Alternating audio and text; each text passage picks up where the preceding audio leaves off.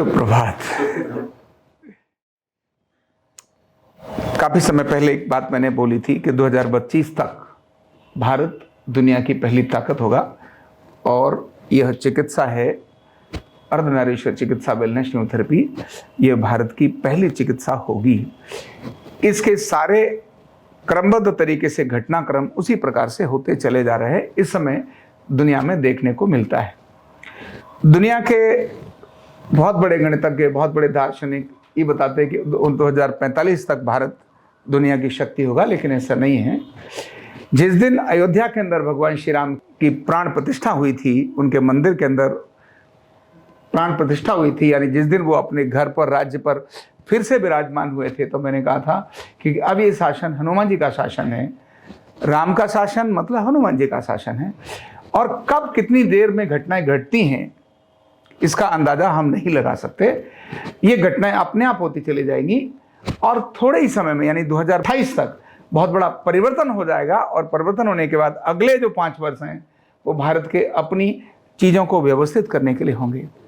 इसके लिए 3 बड़े कारण इस समय दिखाई देते हैं, जिन पर आज हमको ही नहीं, कोई भी जो थोड़ा सा गंभीर है, थोड़ा शांत है और थोड़ा जिसको भविष्य दिखाई देता है, वो इन तीनों चीज़ों को देख करके अपने आप पैरामीटर्स लगा सकता है। उनमें पहला है, इस समय पर बदलती हुई दुनिया की शिफ्ट होती हुई पावर। युद्ध का समय है, लगता है अमेरिका बहुत ताकतवर है, लेकिन ताकतवर नहीं है। अमेरिका बिल्कुल ठीक इस प्रकार से है कि एक अहंकार से व्यक्ति भरा हुआ हो और वो किसी को भी देख करके दूसरे को जीवित न देने की, यानी किसी को भी ताकतवर न होने देने की जिसकी मानसिकता होती है, वो अहंकारी होता है। जो दूसरा ताकतवर हो गया तो खतरनाक हो जाएगा। यह जो देखता है वो भयभीत होता है और वो किसी को भी, शेर कभी भी जंगल में इसीलिए नहीं मारता किसी को भी क्योंकि वो शेर बड़ा ताकतवर है। शेर तो स्वयं ही सब लोग उसको राजा मान लेते हैं और वो उसी प्रकार के व्यवहार में रहता है। तो जैसे शेर होता है ना, स्वयं में मृगेंद्रता होता है, वो भारतीय है, अमेरिका नहीं। जो दूसरों की केयर करने की भावना रखता हो वो ताकतवर होता है और यह गुण अमेरिका में नहीं है।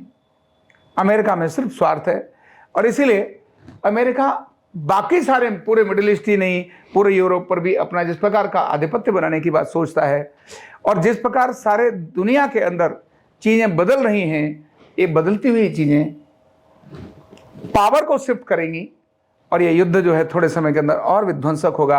अनेक सारे लोग इसमें इन्वॉल्व होंगे और होंगे ही, क्योंकि जहां अहंकार का युद्ध हो वो तो उसकी सीमा ही खत्म हो जाती है। पाकिस्तान को कितना भी समझाओ, समझेगा क्या? नहीं समझ सकता। क्यों?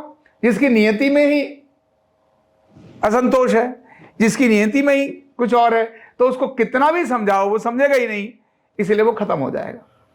पाकिस्तान खत्म होगा, भारत को इन्वॉल्व भी होना होगा, लेकिन इस इन्वॉल्वमेंट के अंदर जितना ईरान बहुत बड़ा नुकसान दुनिया के करेगा।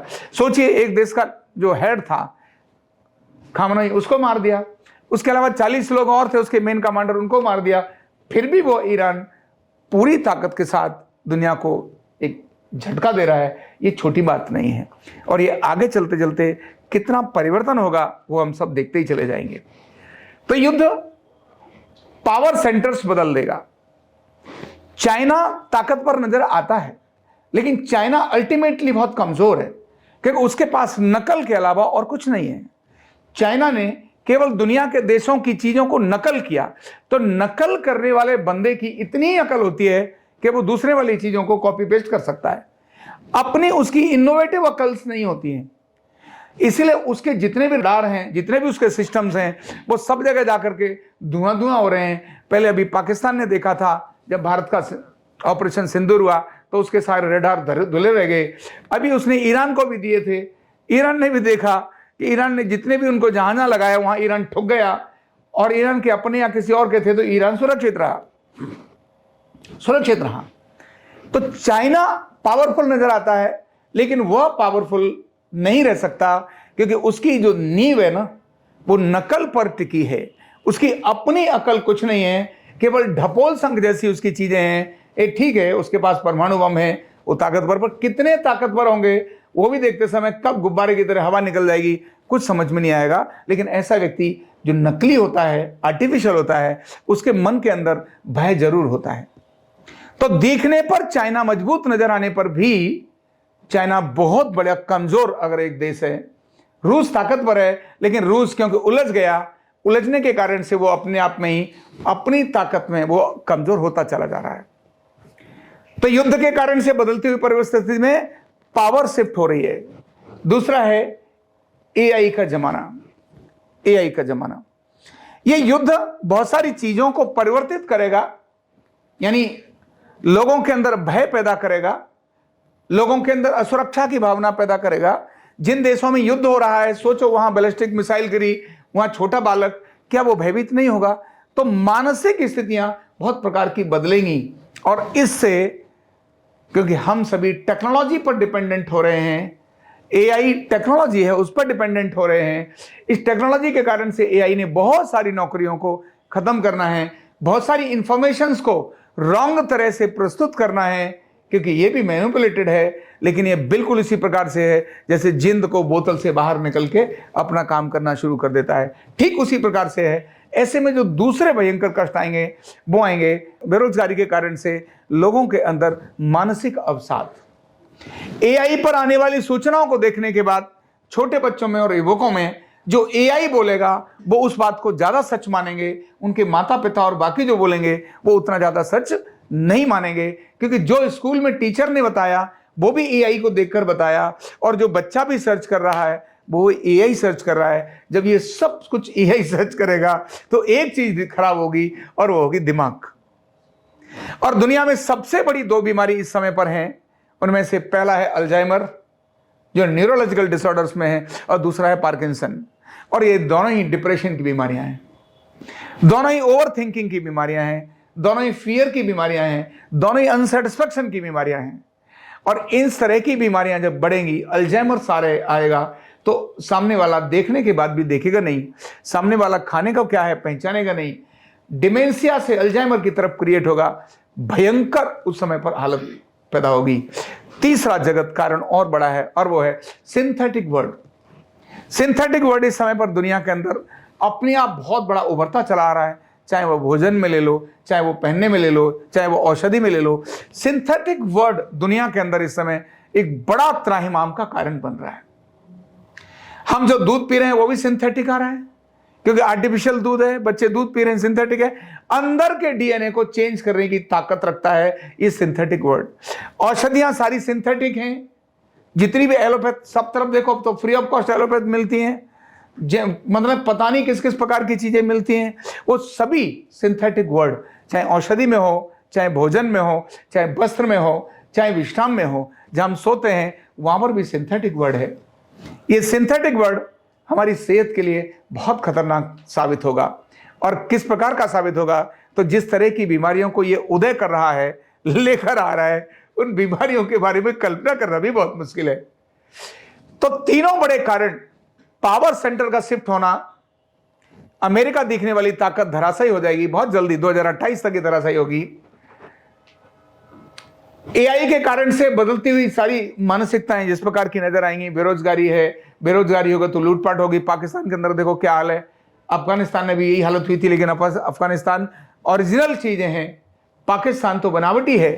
थोड़े समय के लिए किसी मतलब छदम भाव में आने के कारण कुछ लोगों ने जबरदस्ती अपना राष्ट्र बनाने की कोशिश करी, वो इसीलिए वो वहां तो धोने वाला ही है, बांग्लादेश की तो बात ही क्या करना। तो जैसे यहां भुखमरी के कारण से लोग मर रहे, इस तरह से दुनिया के अंदर बहुत बड़ा एक चेंज, ये ट्रैक चेंज होगा, और ये बहुत जल्दी होगा। केवल 28 तक ही अपने को ये सारी चीजें नजर आएंगी। इसीलिए अगले जो 5 वर्ष होंगे, वो 5 वर्ष दोबारा से चीजों को पुनर्धारण करने का समय होगा। जैसे बसंत ऋतु चल रही है ना, तो पतझड़ के बाद फिर से पत्ते आते हैं, ये बड़ी भूमिका होगी। और उस समय बड़ी भूमिका होगी अपनी इस अर्धनारीश्वर चिकित्सा की, क्योंकि यह चिकित्सा एक सामान्य चिकित्सा नहीं है, यह चिकित्सा असाधारण चिकित्सा है। शारीरिक और मानसिक सभी प्रकार के रोगों को संतुलित करने वाली, आरोग्य को देने वाली एक अद्भुत चिकित्सा है। तो ऐसी भयंकर परिस्थिति में जो एक आशा की किरण नजर आएगी वो है अपनी अर्धनारीश्वर चिकित्सा, वेलनेस न्यूरोथेरेपी, यही फाइनल है। इसलिए जब कई सारे साल पहले मैंने कहा कि भारत की पहली चिकित्सा होगी, आयुष की 7वीं चिकित्सा होते ही पहली चिकित्सा तो हो ही जाएगी, और भारत क्योंकि सबसे सुपर पावर होगा, भारत ही सुपर पावर होगा। भारत के अंदर वो गुण हैं जिससे दुनिया को मैनेज कर सकता है। भारत के अंदर वो गुण हैं दुनिया को बता और समझा सकता है। भारत के अंदर वो गुण हैं जो दुनिया के कल्याण की चीजों को सोचता है, जो दुनिया के कल्याण की चीजों को सोचता है। जो दुनिया सोचता ही नहीं है, करता है। जो करता नहीं है उसके बालक में भी पैदा होते ही वही गुण आते हैं। यह भारत ही एक ऐसा देश है जो दुनिया को इस समय पर मार्ग दिखाएगा। और यह भारत की अर्धनारीश्वर चिकित्सा क्योंकि भगवान शिव से शुरू हुई है, उन्होंने ही अर्धनारीश्वर के संतुलन का सिद्धांत अपने रूप से हमको दिया, जिसको मिलाने पर योग सिद्ध होता है, योग घटित होता है। इड़ा और पिंगला का संतुलन होता है, एसिड और अल्कलाइन का संतुलन होता है, ठंडे और गर्म का संतुलन होता है, ढांचे के दाएं और बाएं का संतुलन होता है, आंतरिक रसायनों का संतुलन होता है। यह बैलेंसिंग पर आधारित, बिना दवा और बिना मशीन के इलाज करने वाली चिकित्सा ही दुनिया की पहली चिकित्सा होगी। यही एक आधार होगी जो रोजगार भी देगी और लोगों के आरोग्य भी देगी। यही संबल बनेगी केवल 2032 तक। और इसकी जिम्मेदारी अगर किन्हीं के पास है तो वो किन के पास है? आरोग्य पीठ के पास। किसके पास? आरोग्य पीठ ही इस प्रकार का ऑर्गेनाइजेशन है जो इस प्रकार की चीजों को सोचकर उस दिशा में ले जाने के लिए भगवान ने स्थापित किया है। अदरवाइज तो कैसे हम राष्ट्रपति भवन जाते बिना अप्रूव हुए? सिद्ध मतलब प्रमाण है। 5 साल हाईकोर्ट के चिकित्सक इस न्यूरोथेरेपी को कैसे बनाता? ये भगवान ने बनाया। 5 वर्ष लगातार बनाया। इसके बाद 5 वर्ष राष्ट्रपति भवन का आधिकारिक चिकित्सक बना दिया। जब अन्य चिकित्साएं भारत सरकार से अप्रूव होने के लिए लाइन में लगी हों, सोच भी नहीं रही हो, लाइन में भी नहीं आई हो, तब तक यह अर्धनारीश्वर चिकित्सा कैसे भारत सरकार के कौशल विकास मंत्रालय से और पास हो गई, अप्रूव हो गई? और कैसे इसके 5 साल का ऐसा अद्भुत एक करिकुलम बन गया? ये अपने आप में ये साधारण घटना नहीं है, ये बहुत बड़ी घटना है, बहुत बड़ी घटना है। और यह वो घटना है जो दुनिया के लिए ऐसे करके स्थान बनाती ही है। तो अर्धनारीश्वर चिकित्सा बहुत अद्भुत है और इस पर पूरी कल्पना, पूरा कॉन्सेप्ट किस प्रकार से यह सारी दुनिया के अंदर फैलेगी, यह सिर्फ आरोग्य पीठ की अपनी ही योजना का परिणाम है। और क्योंकि यह सब भगवान घटाता है, अयोध्या में घटने के बाद सारी परिस्थितियां अपने आप बदल रही है क्योंकि राम का राज्य है। किसका राज्य? अब राम राज्य काहू नहीं व्यापा। अभी मैं एक पुस्तक लिख रहा हूं और उसमें मैंने लिखा है मानस का आरोग्य।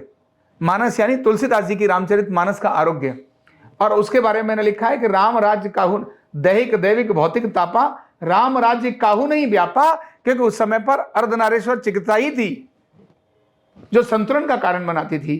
तो ऐसी अनेक सारी चीजें उसमें देखने के बाद मुझे यहां समझ में आता है कि 2032 इस दुनिया के लिए एक बड़ा परिवर्तन का कारण होगी। और 2032 हमारे खुशी की बात यह है कि अपने पूज्य डॉक्टर लालपत राय महाराज जी, उनकी शताब्दी वर्ष भी है।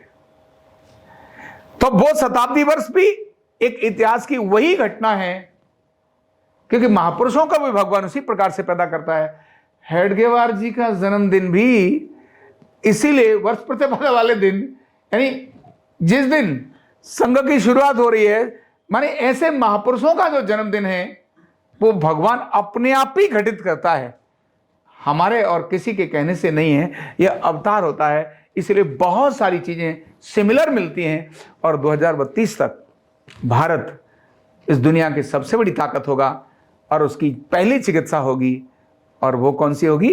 अर्धनारीश्वर चिकित्सा। आयुर्वेद दूसरी चिकित्सा होगी, क्योंकि आयुर्वेद में औषधि है, आयुर्वेद के अंदर मशीन है, औषधि है, इसीलिए वो दूसरी चिकित्सा होगी।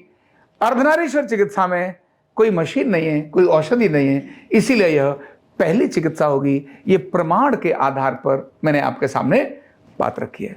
Thank you so much. Neurotherapy का कंप्लीट कोर्स सीखने के लिए जुड़िए हमारे ऑनलाइन ट्रेनिंग प्रोग्राम से और जानिए करीब 100 बीमारियों का इलाज बिना दवा और बिना मशीन के।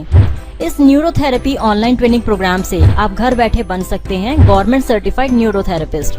रजिस्ट्रेशन के लिए नीचे दिए गए नंबर पर अभी कॉल करें। और हाँ, हमारे वीडियो को लाइक करना, शेयर करना और चैनल को सब्सक्राइब करना बिल्कुल भी ना भूलें। धन्यवाद।